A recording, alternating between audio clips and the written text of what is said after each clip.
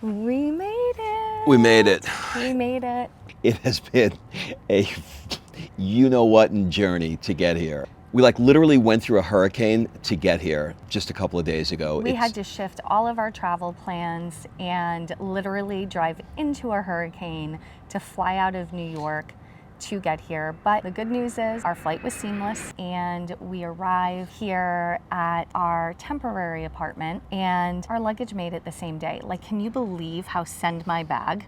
Like, yeah, I mean, you know, no promotional sponsorship here, but if you guys have any interest in ever sending a bag anywhere, it's in the name, Send My Bag. It works. We literally left our bags, put them on a FedEx truck in California, crossed our fingers, and showed up, and they were sitting in our apartment here in Florence when we arrived. Now, I have to say, one thing, you know, the universe is always conspiring for you. We were looking for an apartment in Florence, and we couldn't find one, and so we ended up in this temporary apartment that's within a hotel. I mean, look, this is one of the 2 terraces that they have, and I mean, just look at. Hopefully, the view is coming through. It's, you know, it's really incredible, but. The way we did it was we got an apartment, but it's hard to call it an apartment because it's 3 hotel suites that are all interconnected through like a foyer, sort of like an entrance. With 2 kitchens, 3 bedrooms, 3 bathrooms. It's weird and perfect. One of the really cool things about the place that we're living in is they have essentially an honor bar. So you choose whichever one of these Tuscan wines that you want, and you just sort of circle what you drank, and you take it upstairs, and you can watch the sunset. Here he is. Grazie. But this guy is super smart because the last time we were here and we did 4 months here, there were some things that were a little bit of a problem. The air conditioning is never cold enough, so it makes like a hot sleep, and we don't sleep well when we're hot. The Wi-Fi is never strong enough, and so Rob is really great at mitigating. So he bought and did all the research on what kind of a router to bring and all the ways we can mitigate the Wi-Fi, had it installed on day 1. It's perfect. So we can do Zoom calls, we can do coaching calls, all the things we need to do for business. And then he has a love affair with the 8-sleep bed because it cools and it has an internal timer to wake you up, and it just wakes him up on his side of the bed, and we can each control our own temperatures. And he had it shipped here. All right, so now at this stage, it's easy. You open up the 8Sleep app, you put a little bit of water in it, and it goes through a priming process to get it ready. So our 8-sleep bed was put into the room on day 2, so everybody is sleeping cool and comfortable. Yeah, I mean, so here's the way I looked at it. Like, this city is just mind-blowingly perfect on so many levels. But the levels where it isn't can be extremely maddening. So I looked and said, okay, what are all the areas that piss me off? And I just dug into it and said, well, how do we eliminate that problem? I can't eliminate Italian bureaucracy, but I can make the room colder by shipping a bed in. Our very first night, we went to one of our favorite restaurants here in the city, and they remembered us from 2 years ago. And so there's like a heart and a soul here that when we walked in, they were ready for us. And you ordered a bottle of wine that they didn't have, right? Yeah, so my favorite bottle of wine is something called Tignanello, and it's from the Antinori family. And it's a splurge. It's $100 a bottle. It was like we got here to Italy and we're excited. So, you know, I went in and the guy's like, you know, it's good to see you again and blah, blah, blah. I said, do you guys have Tignanello? And he's like, yes. And there was like a little bit of a hesitation, but he went, yes. And so we're sitting down and we ordered dinner. And then out of the corner of my eye, I see this guy maybe 10 minutes later coming in, kind of sweating with like 4 bottles of Tignanello. Carrying them. And he didn't say a word about it. And we learned later that he went out and purchased the bottles so that we can have it that night, because he knew we just moved here and it was something special. And those things are hard, they're intangibles, you know? There's also a connection and a conversation and a banter that happens with the local people when you're willing to go all in. And that same night, we had just moved here, so Sophia was exhausted. So we gave her an iPad and we let her just zone out. And our waiter kept trying to engage her, and she was exhausted. And so she was barely answering. And he said to us, she's gonna learn here that we like to have conversation, and she's gonna get it sooner or later. And it was really observant and awesome that he said that, because we shared it with her, and we shared with her that her job when she goes into restaurants, when people talk to you, you communicate back and you have this back and forth conversation for a little bit, and you don't just stare at an iPad or a phone. And so that one night shifted everything for us. And now when she goes in, she's like, I know what I need to do. And she plays with them and she tests out her Italian with them.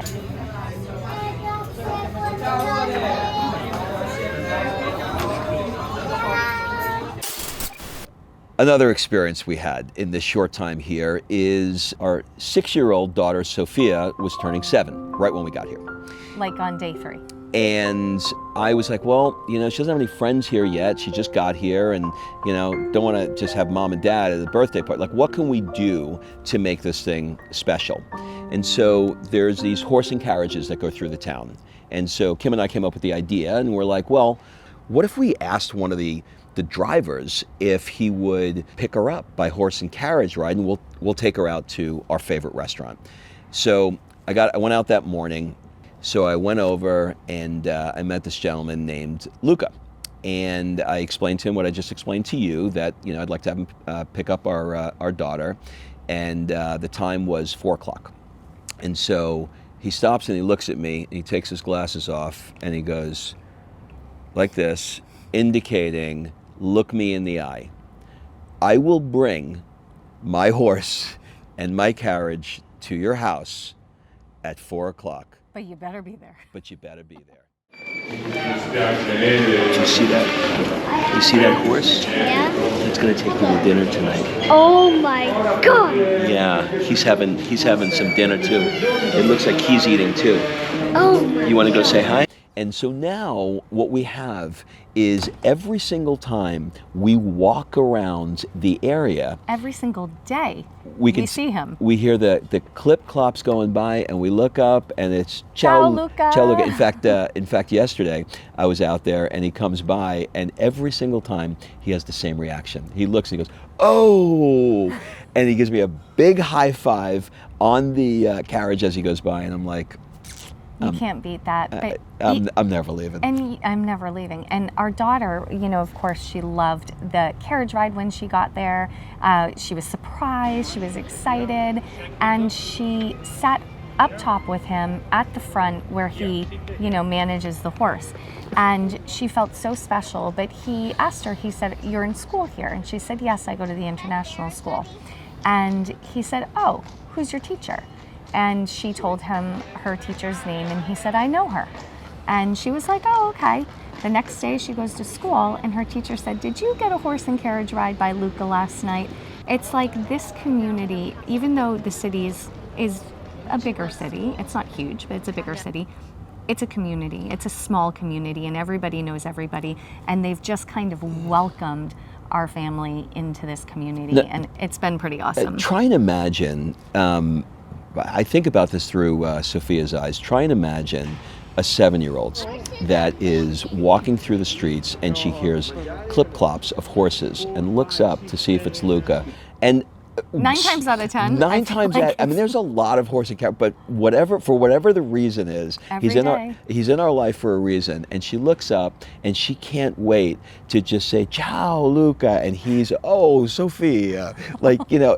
But he's shocked every time he sees us. He's shocked, which makes us incredible. So I'll say again, we're never leaving. We're never leaving.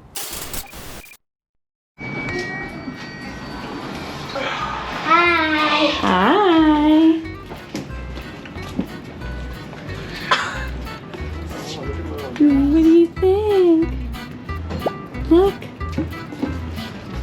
We got Uncle Darren, Auntie Tony. What do you think, Angel? I'm so excited! Okay, now I'm gonna open all the presents. And so part of what I love and what draws me to this city is the interaction with people. And to do that, I like to go to the market versus going to the grocery store. Now, would it be easier to go to a grocery store and have all of the things available in one place? Sure, but that's not what I'm not here for it to be easy. I'm here to grow and to really experience life on a different level. So I went to the market the other day for the first time. Our fridge was completely empty, and Sophia was starting school. We needed food, snacks, and all of that.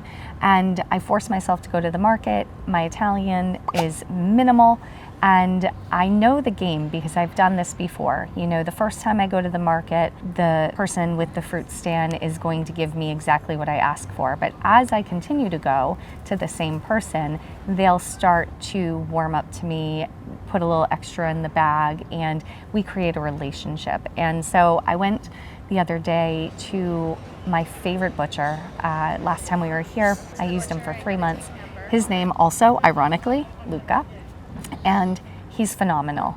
And we have a conversation about what I'm going to purchase.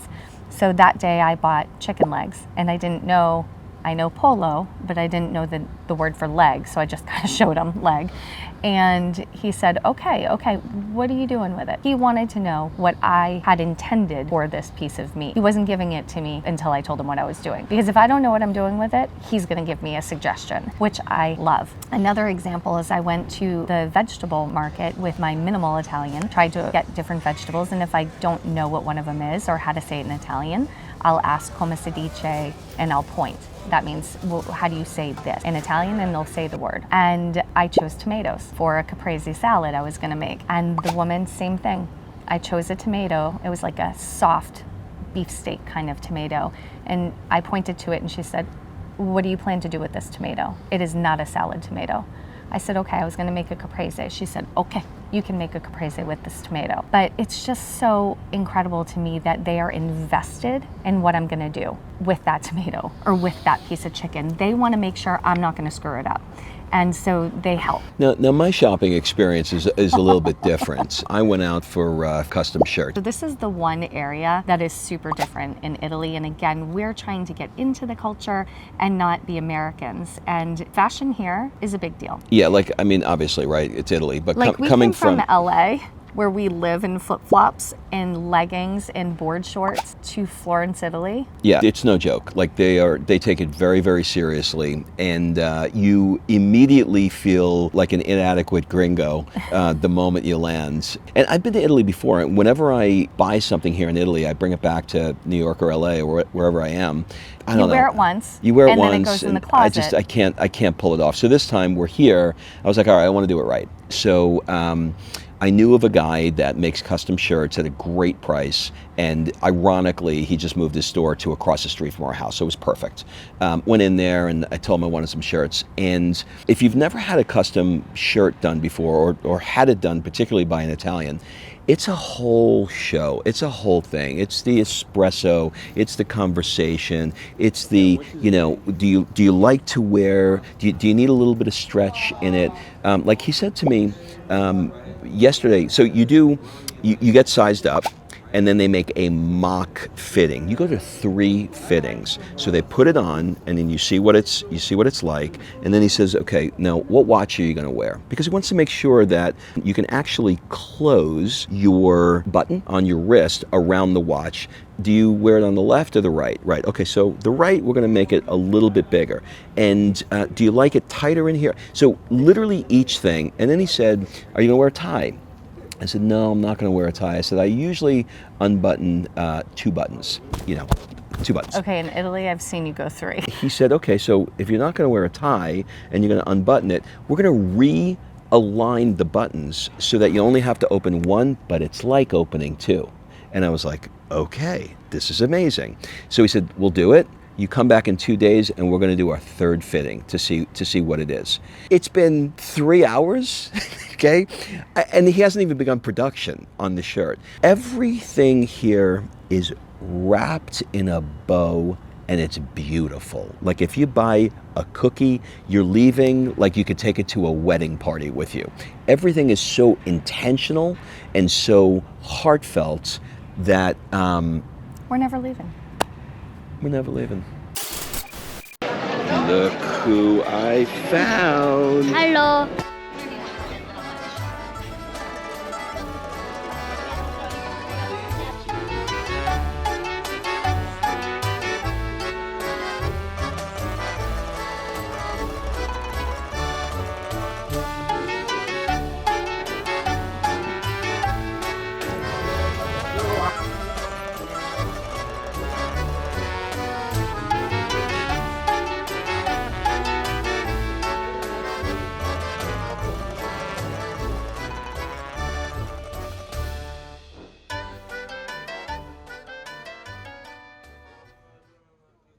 On Saturdays, we do something called Super Sophia Sunday. Saturday. Because it's always sunny. And we just go out walking through the streets. And today, we're going to jump on that carousel behind us. We're going to see if we can maybe do a horse and carriage ride through the city, and maybe even some surprises. Carousel. How was the carousel? Good. Did you love it? Yes.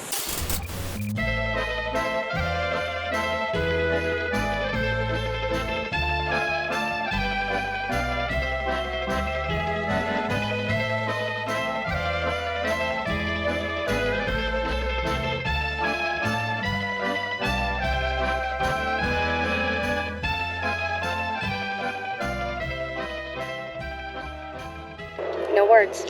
Everything I'm going to just keep cheersing. everything that you thought it would be like living in Florence, it is. And so, no regrets one weekend. That's pretty spectacular. All right, one more. Chin chin.